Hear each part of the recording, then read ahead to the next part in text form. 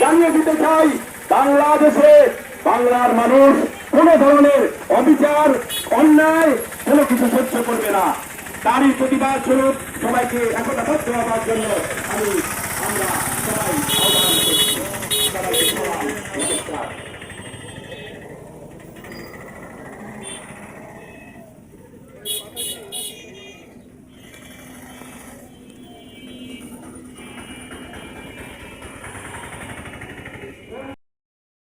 তিনি এই মত সৃষ্টিকারীদের বিরুদ্ধে এর সুষ্ঠু বিচার কামনা করেছেন, এর তীব্র নিন্দা করেছেন।